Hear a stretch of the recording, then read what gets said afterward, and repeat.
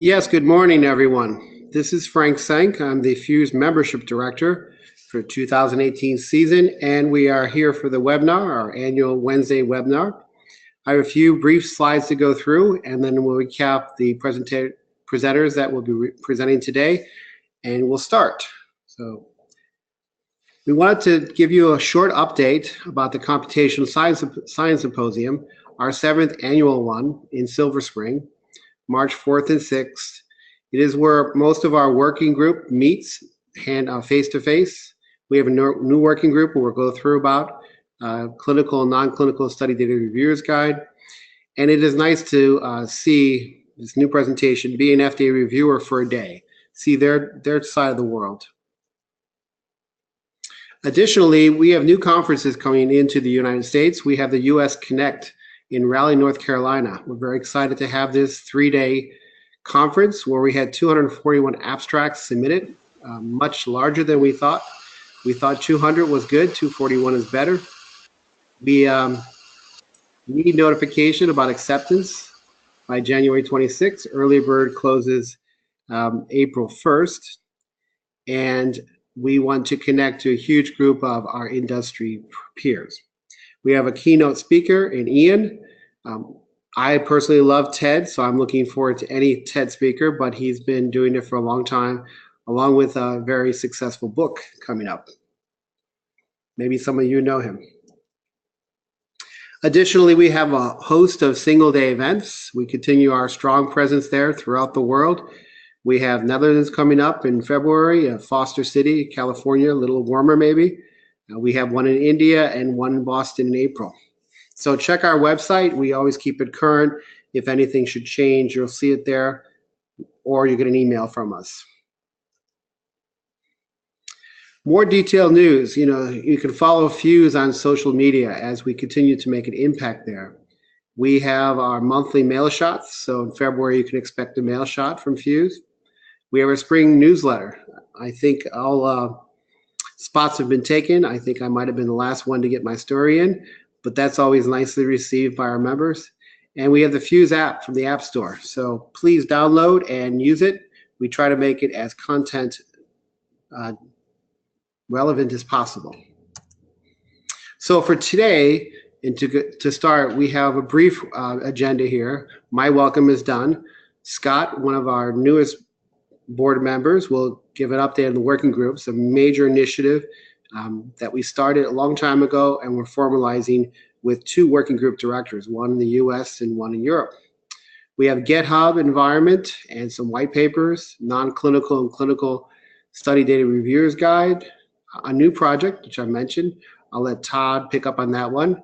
Continued linked data. We've seen this a lot, and Tim's been doing a lot of work there, so I want to get more involved there myself. And then I'll finish up with a PhUSE Membership Drive 2018 update. So with that, I will hand this over to Scott. Let me make Scott the presenter.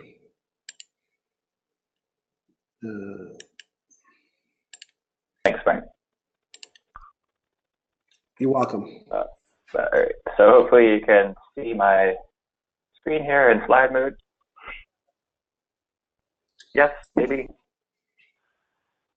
Well, I'm going to take silence as compliance that everything looks good. So I am just going to say a few words about the 2018 Computational Science Symposium and hand off to the presenters that are infinitely more interesting than I happen to be. So Frank did a nice overview that we do have the 2018 CSS coming up in Silver Spring, Maryland. It's 1 week earlier this year than it typically is, from March 4th to the 6th this year instead of the following week as that previously was. So these series of webinars from October through March really focus on getting everyone prepared for the Computational Science Symposium. And this is the 7th year that we've had this meeting, and we're really excited. 7 is supposed to be a lucky number in some cultures, so hopefully we'll see the same at the 2018 meeting. So those of you that submitted a poster, you should have received your notification whether your poster was accepted. We had, I think, between 50 and 75 posters that were submitted, which is really great for this event. I do want to call your attention that the early bird registration actually closes this Friday, and the spots to register for the conference themselves are limited to about 300, and we are starting to approach that number. So if you haven't registered, try to register by Friday so you can save your company a little bit of money. If you are unable to register by Friday, definitely register as early as possible. Like I said, spots are limited due to the size of the meeting hall, so we only can we have a cap of 300. So once we reach that cap, unfortunately, we can't allow more people in. So try to register if you have not already. The registration itself does close on the 23rd of February, and like I said, the meeting itself will start on Sunday, March 4th, and go through until March 6th. So we have the agenda up on the PhUSE website, and there is a little bit of some changes that are occurring.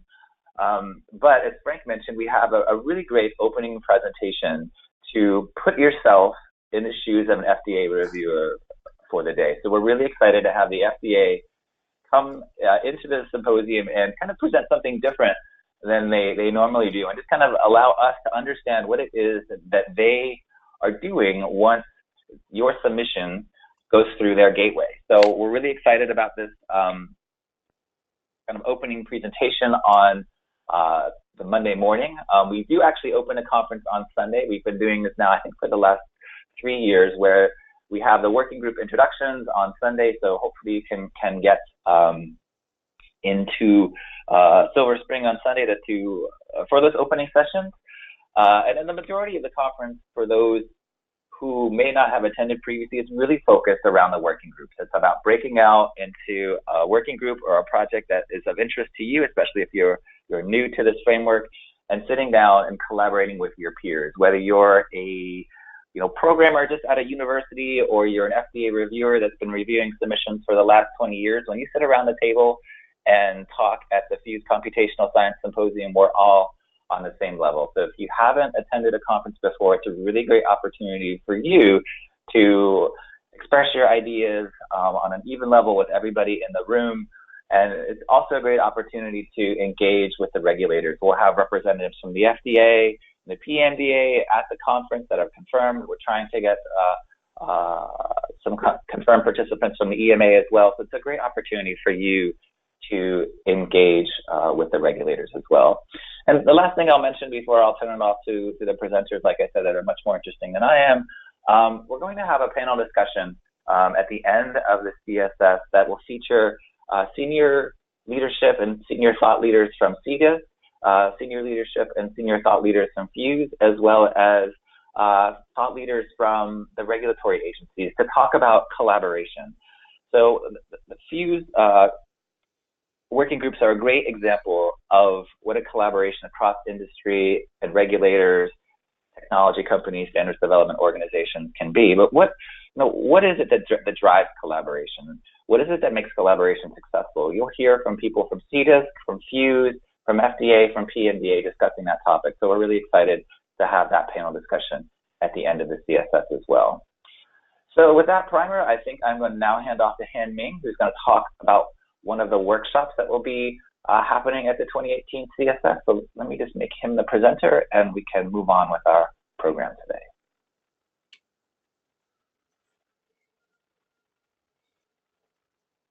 Hello, can you all hear me?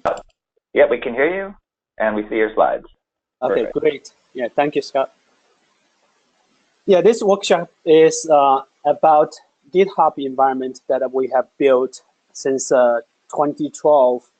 And we have done workshop before, but we were just focused on part of the things that we did in the past.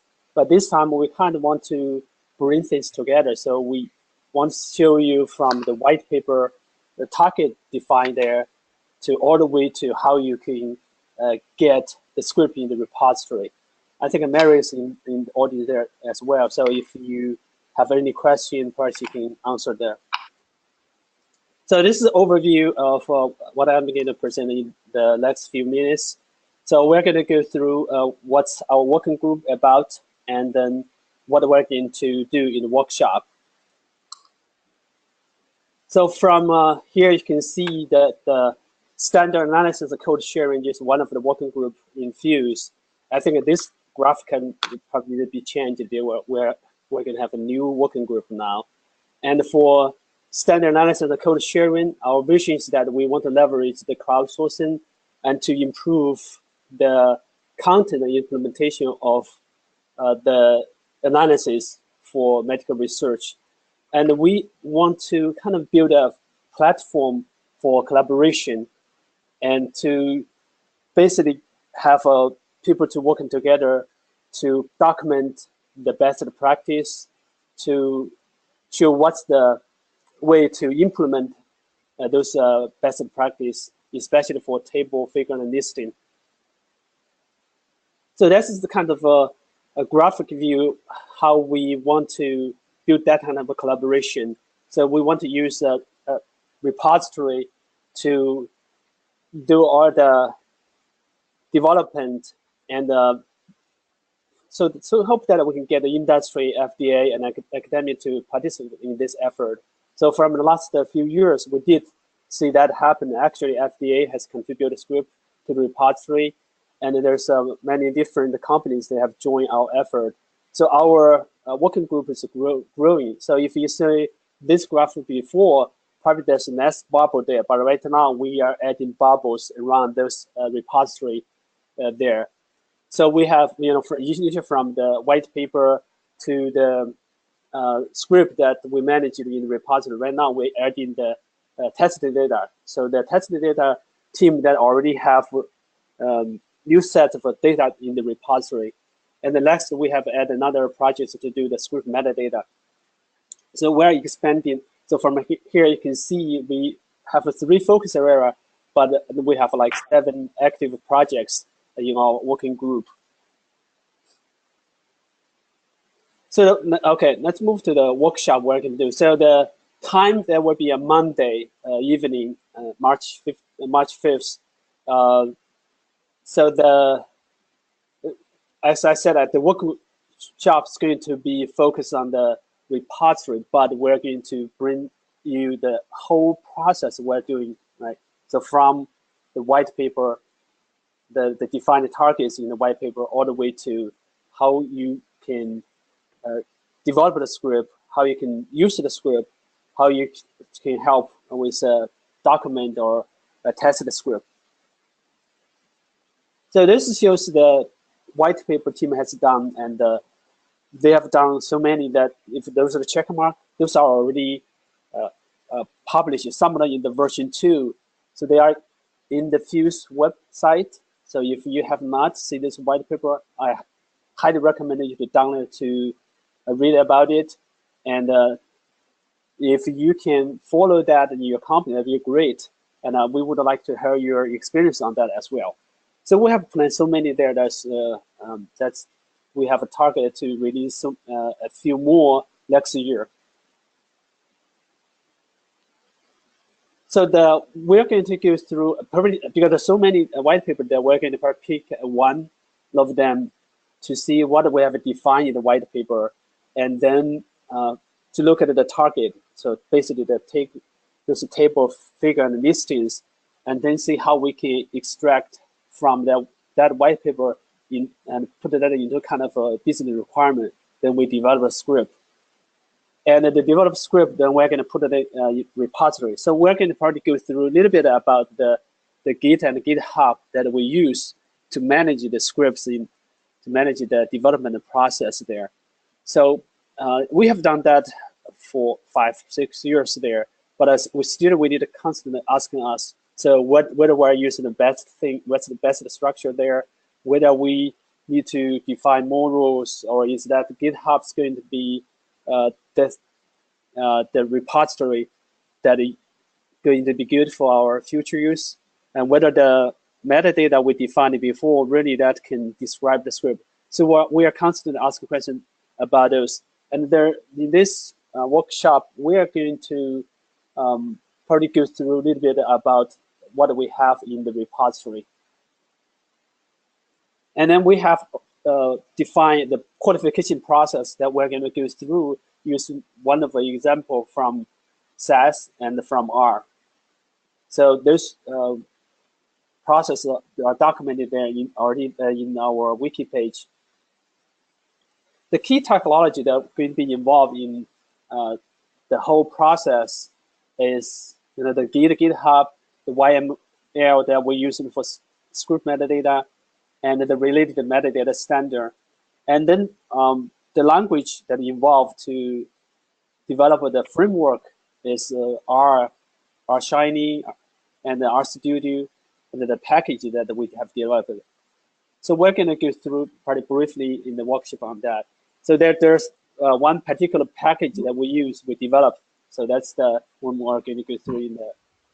And then that's the brief overview of what I'm going to do. But if you are interested, please join the workshop and join our working group. I think that's it. I'm going to turn this to Jan.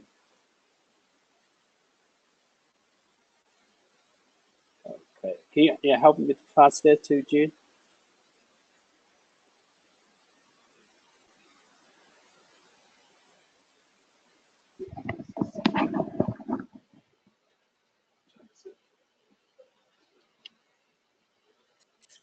While Hanming's passing to Jane, I just wanted to mention that if you do have any questions for our presenters, please feel free to type them into the chat functionality or the question functionality of the GoToWebinar, and we will address them at the end of the session.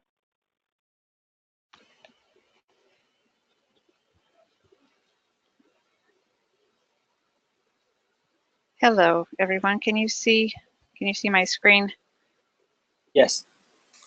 I know I need to make it bigger, though. And here we go.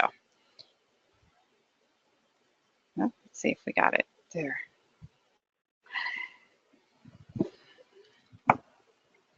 I'm waiting for my computer. I apologize. There we go. Thank you so much. Well, good morning, afternoon, everyone. I am going to share with you information about another workshop that is going to occur at the CSS on Monday night. This is a collaboration with the non-clinical topics working group and the optimizing the use of data standards working group, for which I am a co-lead. Lisa Brooks is the other co-lead. Well, one thing that we do share in common between these two groups, we share a lot of things, but one thing in particular are the reviewers' guides. There is a clinical study data reviewers guide, and then also a non-clinical study data reviewers guide. And I was in a conversation recently with some of the non-clinical folks regarding how they maintain their study data reviewers guide. They have a much more defined process than we do for the clinical study data reviewers guides, and in fact the analysis data reviewers guides and some new templates that are going to be put out onto our PhUSE wiki. But we got discussing, how do you maintain these? And with the changes to the technical conformance guide and sponsors looking at these reviewers guides and realizing that there were things that needed to be added to them, even from PMDA perspective, we decided that we should have a workshop to talk about how we're going to maintain them. We have a process within PhUSE for deliverables, for creating them, reviewing them, publishing them. And now that we have that set, we really need to have a process for maintenance of our SDRG packages, for the ADRG, for the SDSP, which is going to be published soon. We want to make sure that we are in compliance with the technical conformance guide, but also from sponsors in the industry and regulatory agencies giving also feedback on these guides. We don't really have a good way of providing that feedback and getting comments and suggestions. That's what we want to also talk about it in this workshop. There's a lot that we want to cover in this workshop, knowing that we're not going to be able to cover everything.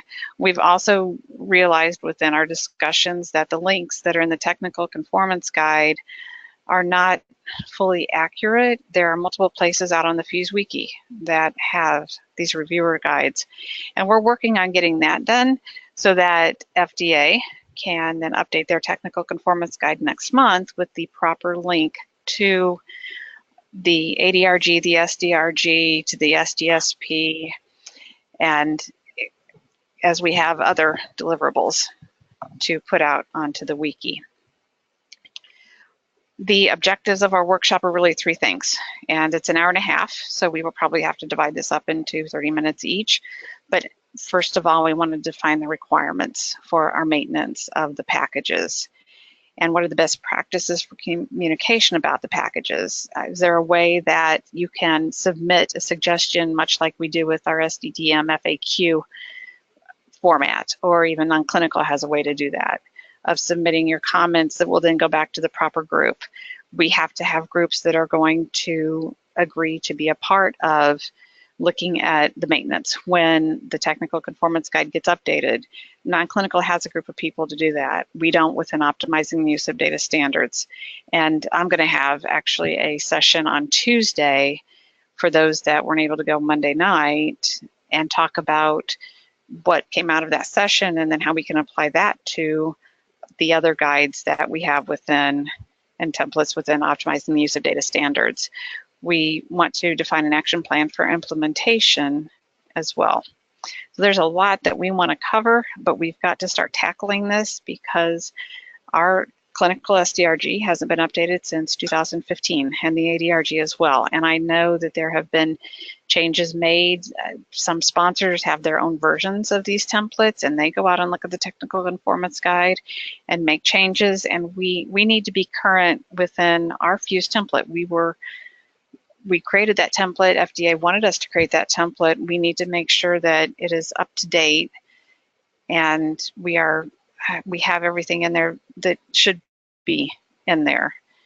And we don't want, from what I've heard from FDA, let's put it this way, is that they want sponsors to follow what's out on the PhUSE site and use our templates, but we need to have them up to date in order to be able to do that. Our agenda it's pretty much what our objectives are. We're going to talk about maintenance requirements. I don't know if there was a maximum capacity, getting the room planned for that. How do we find the requirements to find the packages? That I think we will have a spot for that. How do we manage our comments, and how do we implement the recommendations? We would like for you to sign up for the workshop so that we know how many people are going. Once again, this is Monday night, and I think it's going to be a wonderful workshop. It'll be an opportunity for you to come and give your thoughts, and maybe you can give your experiences as to how you update the reviewers' guides when there are changes to the technical conformance guide. We'd like to get your thoughts and obviously your participation as well. If you have any questions, you can contact myself or Deborah, and you can see what our email links are. Thank you. Okay. My screen is coming back. Here we go. And now I need to hand this off to, I'm sorry, I don't remember. Todd. Todd, yes. Oh, wonderful. Yes, Todd is going to talk about a new project within the Optimizing the Use of Data Standards working group.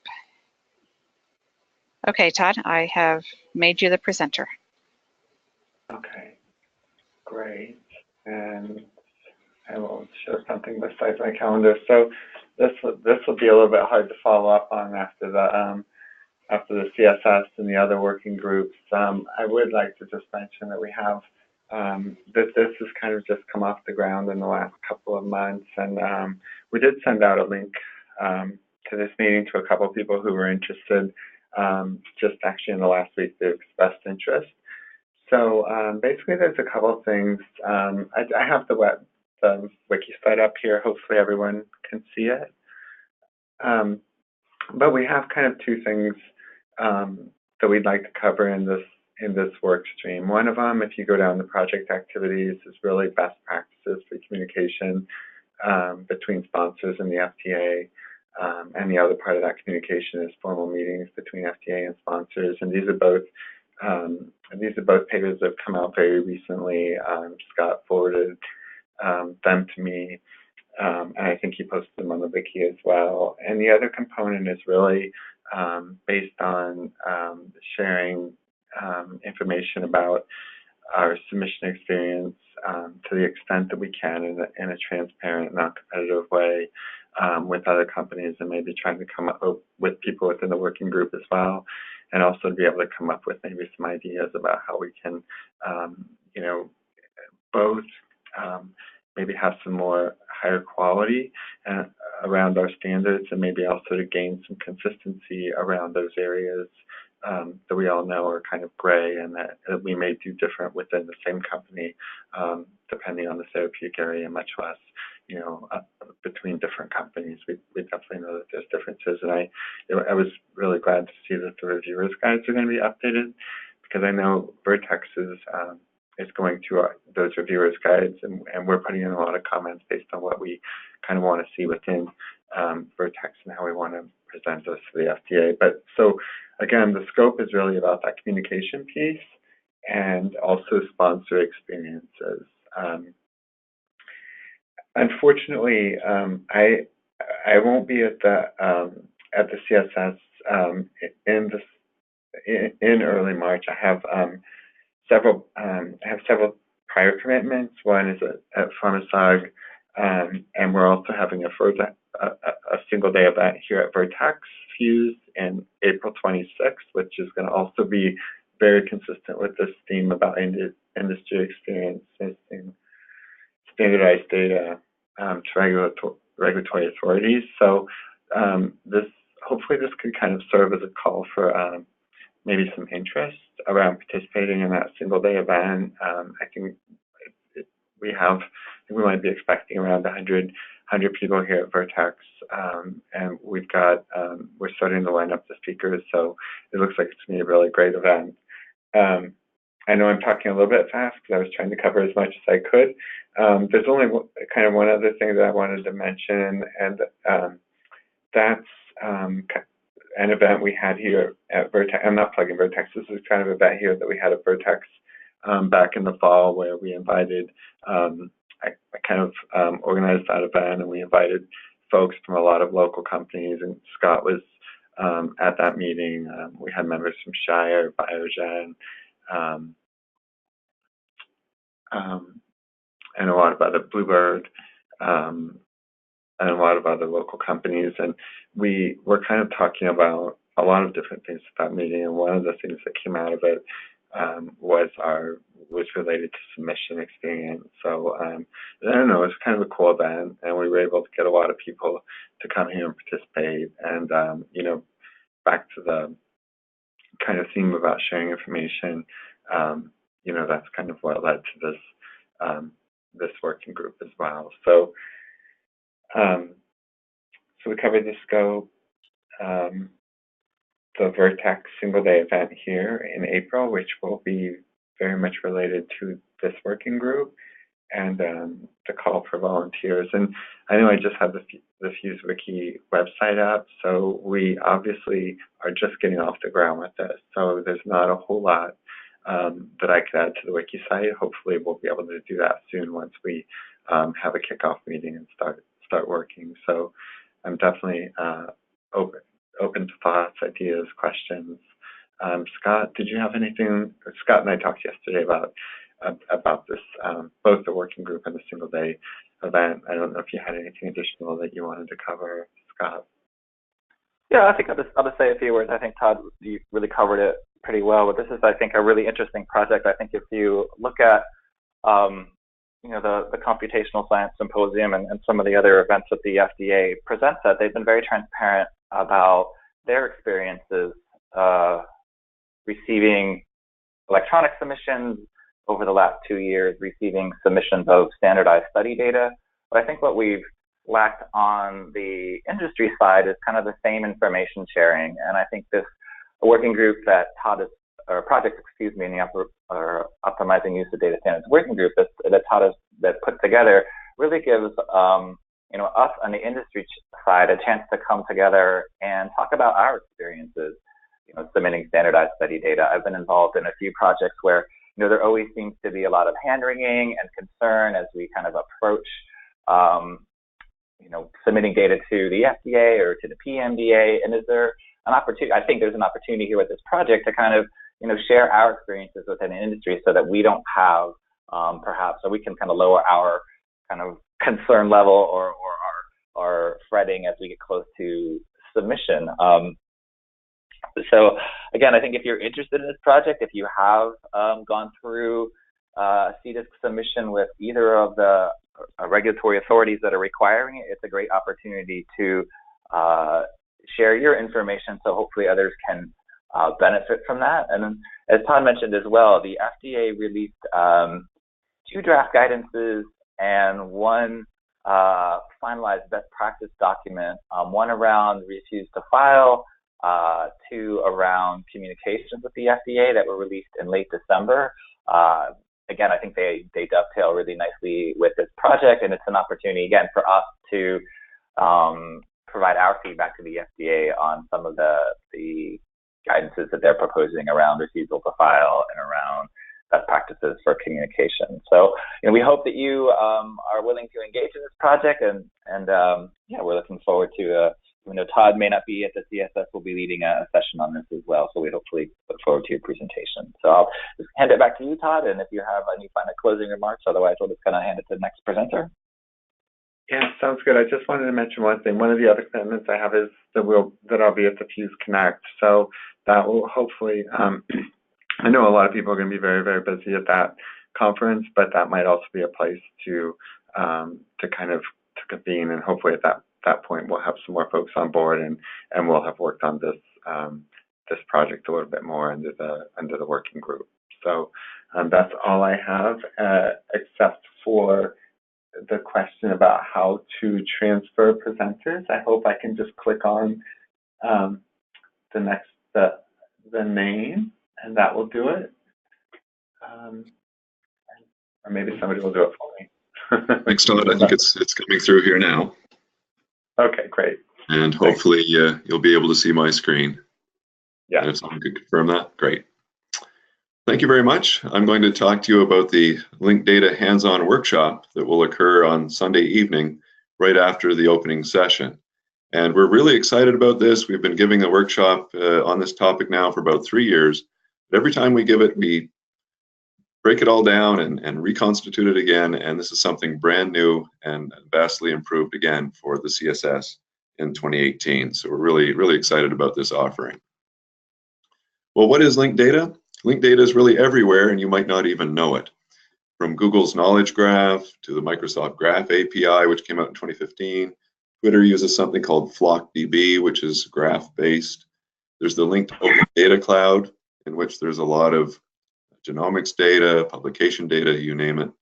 Facebook has their Open Graph, and most recently, Amazon released Neptune at the end of 2017, which gave a big bump to linked data interest. And there's many, many others. So really, it's all around you, and you often don't even know it.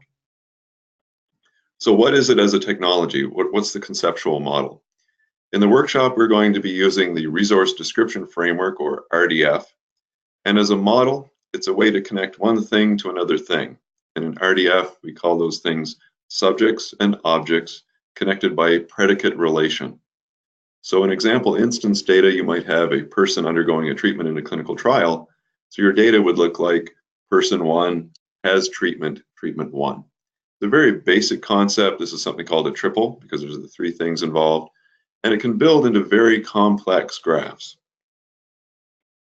There are several advantages for this technology in our industry. The first is that metadata becomes integral to the data itself. Metadata just becomes more data, and it's not off in a spreadsheet or a separate silo. It is part of the data itself. The data, because of these relationships, has meaning. So there are semantics that you can interpret as a person, but also the machine can as well. You can link to classifications and terminology, like SDTM terminology, for example, is already available as linked data. We can use ontologies and rules to infer relationships and even refer data or values that's not in the original source data.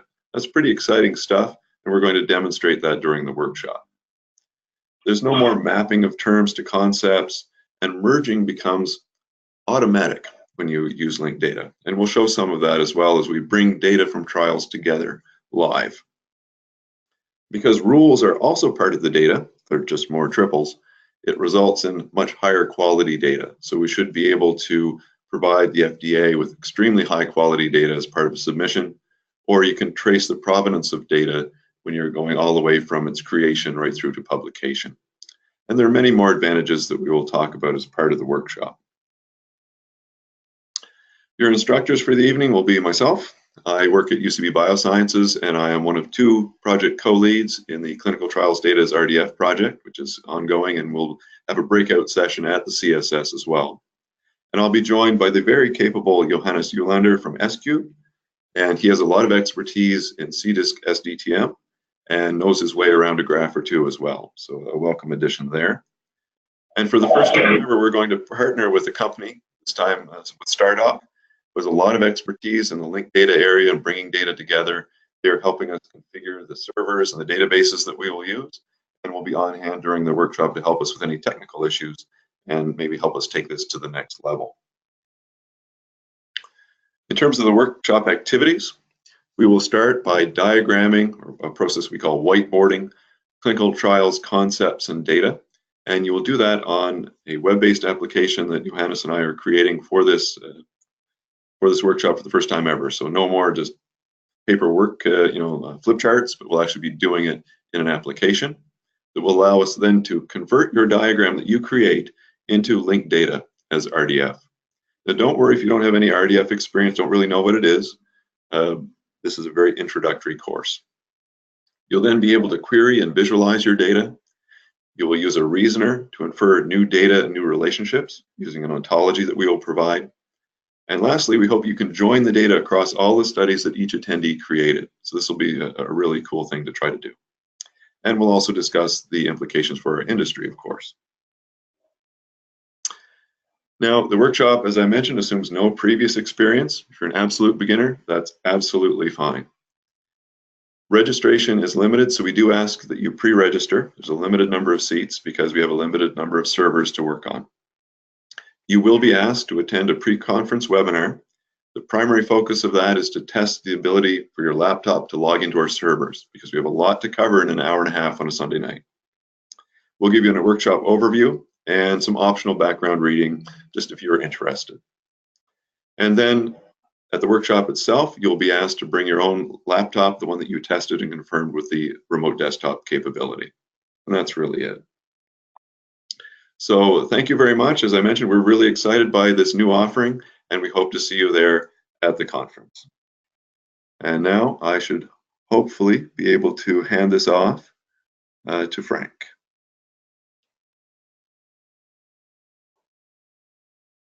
Oh, I'm just having a little difficulty here doing that. Jane, if you wanted to step in, feel free. Thank you.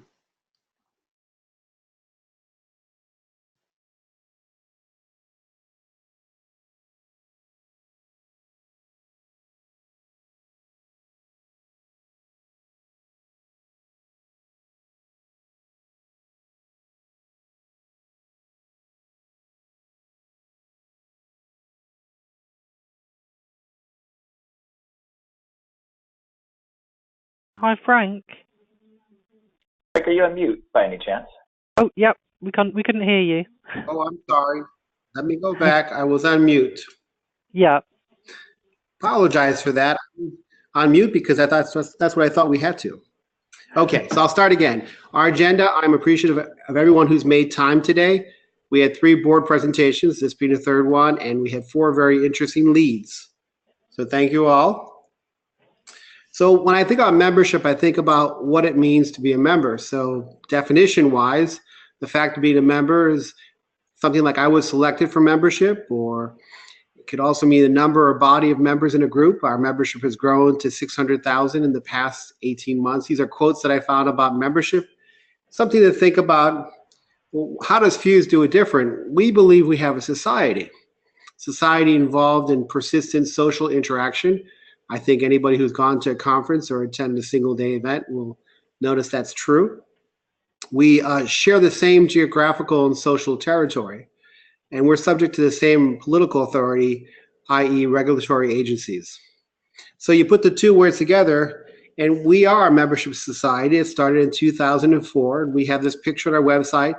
This was the inaugural meeting back in London. And many of these people are still involved. In fact, I reached out about a year ago and I got contact to everybody in this picture and some quotes from them. So this slide has been presented at different conferences. We started membership in 2008. Our annual conference was then in Manchester, UK. And we started with 502, so they became the official members. Anybody who attended was a member.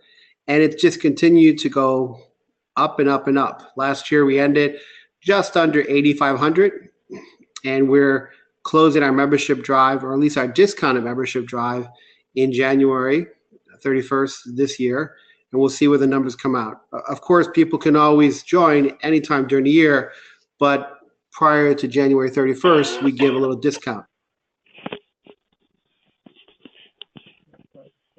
So our membership society in 2018 is supported in not only EU and US and Asia by our membership guide. So Sasha and others and the board and others volunteers have contributed to this membership guide, which gets better every year. If you want to best explain membership at PhUSE, the current guide is available online. Download it, share it with people. Our logo has changed a little bit. It's now Connect, Share, and Advance, to reflect how we are connecting more and more in the world, quite honestly. So opportunities exist for members. Of course, we mentioned the Connect conferences now in the EU, US, and in the future, other locations. We have a very good slate of single-day events, a proven formula to have these single-day events, and it's amazing how many people are coming out to them. They usually are about 100 people or less. Some places go over, most go under. Computational science conferences occur both in the EU and the US. And as everyone mentioned today, we're going to have one in March, Silver Spring, my own backyard. So I just drive down there. I don't have to have a hotel. But I've gone to, it'll be 7. So I'm one of the few who have gone to each one. I appreciate the FDA, and I think they appreciate the user community. We have an active collaboration with CDIS, which is expanding with the advent of a new CEO who's reached out to us and noticed how important we are, and we're finding new ways to collaborate. As we said, we have working group sessions, again, in the US and EU and maybe elsewhere in the world. These working group sessions, 30 plus working group sessions, I call them sessions because they go on for a year, they don't stop, are integral to PhUSE building its reputation throughout the world.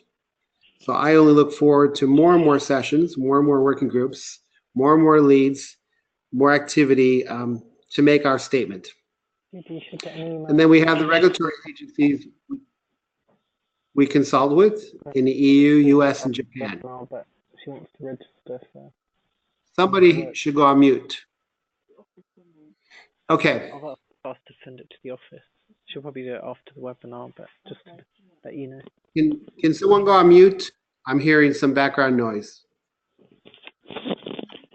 We have an active membership communication director, or actually we have very active communication. So you put membership and communication together, and you have website, which is getting better. We just revised it last year. I think it's much better than it was ever before. We are looking at our annual report to upgrade it, to make it more informative. We have our ongoing wiki. We have an app. We have these webinars Wednesdays. We have working group quarterly reports that come out. We have monthly mail shots.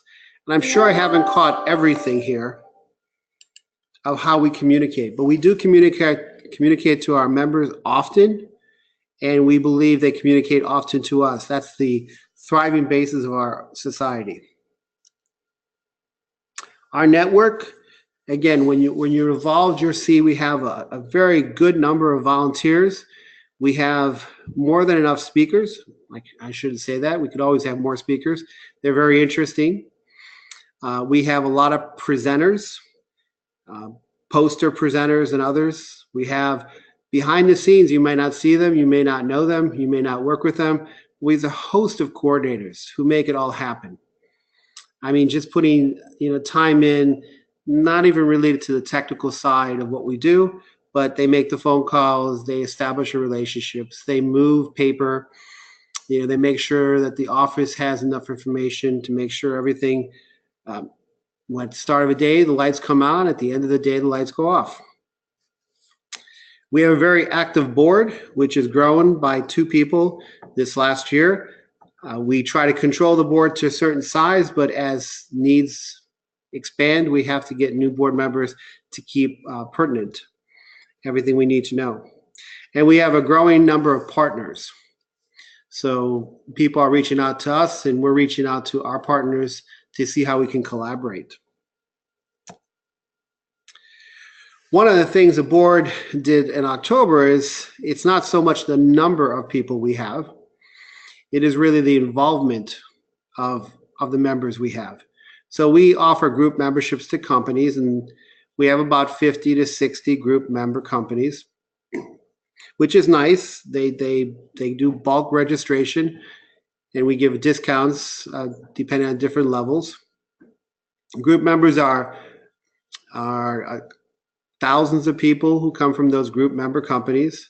And then we have individual members who just sign up by themselves.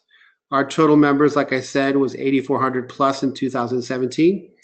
But as we go forward, my challenge as membership director is to measure how many involved members so that we can define involved members and then boast upon it. Because a membership society that's active is a membership society that is recognized. We offer membership awards. We have on our website, Outstanding Contributor Awards for 2017. It's still coming. It's not there yet, but I know we're working very hard on it. And there'll probably be a historical archive as well as previous awards that we've given out. So I only see this expanding as we get bigger, as we decide how to award the many different people who move our society forward. We've reorganized the board, and you can find this information on the website. But there's so many things going on. There's a future forum. There's data transparency. There's the good programming practice and computational science steering committees. We have partnerships with all the major regulatory agencies. We have data metrics and KPI reporting. It's very diverse. And the board of directors try to keep it all in place and moving forward. So with that, my message to everyone here is that by participating, it really does help us send the message that PhUSE is here and that we have some of the answers that the industry is looking for. And creating that good camaraderie, at the end of the day, it makes being a PhUSE member for me worth it because I value that camaraderie. So at this point, maybe we can open it to Q&A if we have a few minutes. We have 8 minutes. Jane, did we get any questions via the chat? Hi, Frank. No, we haven't got any more. There are a few general ones that I've answered, but nothing else specific. But obviously, if anyone else has any after the webinar, if they want to email the office, we can pass any questions on. Okay. Do we accept live questions right now? Could we open the phone line just for any live question? No, people can only sort of type them in. They've been typing a few in that I've answered as we've gone along, but there aren't any more at the moment. So if anyone thinks of any after, okay, obviously they can email us. So Scott, while we're waiting maybe for one question, do you have any last comments to make? Sure. I just want to thank everybody for participating today. And hopefully we will see you at the CSS. As a reminder, the early bird registration does end on Friday. Okay, then without any questions via the chat and running out of material, I think we'll conclude this Wednesday webinar and wait for the next one. All right, Jane, thank you for coordinating, and we can turn off now and go back to our work. Okay, thanks everyone. Thank you. Bye-bye. Thanks. Bye. Bye. Bye, everyone. Bye-bye.